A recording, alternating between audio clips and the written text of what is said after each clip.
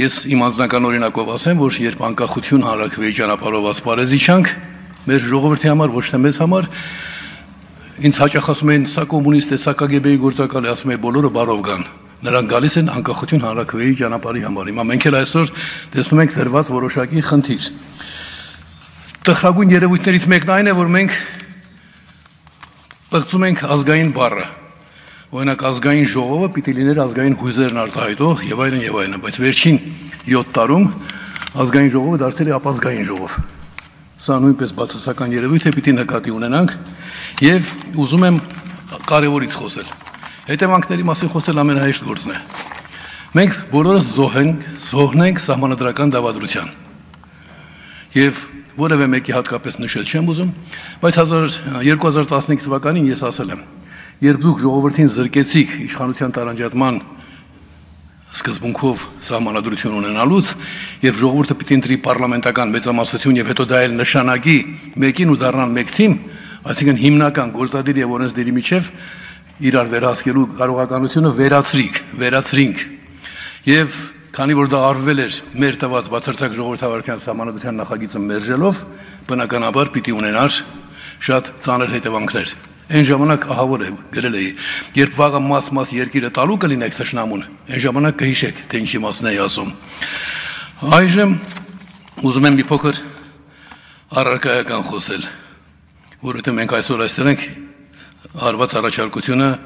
քննարկելու համար։ Հիշում եք Լևոն Տեր-Պետրոսյանը, բոլորդ գիտեք, որ Լևոն Տեր-Պետրոսյանը, բայց ի վերջո ստիպեցինք, որ Բրեժնևը հանրաքվեի մասին, օրենքի մասին գոնե խոսի, հիմա չեմ առամասն, իսկ Գորբաչովը ստիպված եղավ ընդունել այդ օրենքը, որովհետև իրավական հարցադրումների ժամանակ դու գտնում ես իրավականի կողմնակից նաև դաշնակիցներ։ Այս ամբիոնից բոլորը խոսում էին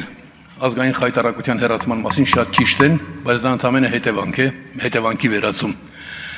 Մենք եթե ուզում ենք արմատապես լուծել խնդիրը, ապա պետք է հետևողականորեն նպատակասլաց աշխատենք, որ իսկապես քաղաքացին դառնա երկրի տերը։ Եվ բարեբախտաբար այդ ուղղությամբ քայլերի 90%-ն արված է։ Խնդրում եմ ոչ ոք չմեծամտանա։ Այդ աշխատանքը մենք արդեն արել ենք։ Նույն կերպ ինչպես մենք արել էինք անկախություն հանրաքվեի ճանապարհով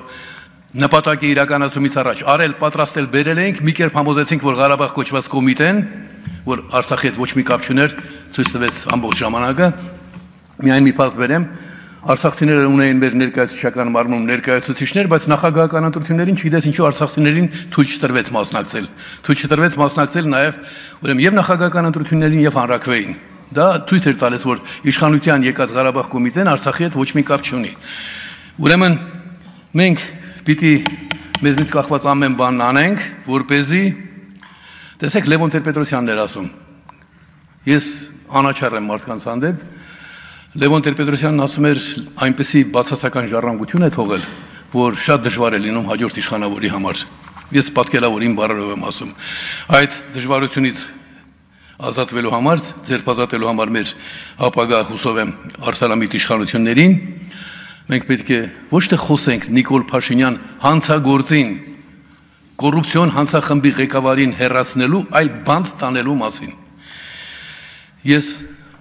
այս բնույթի ելույթ ունենալու ոչ միայն բարոյական իրավունք, այլ նաև պարտավորություն ունեմ, որովհետև հայ իրականության մեջ ոչ մի քաղաքական գործիչ, ոչ մի քաղաքական ուժ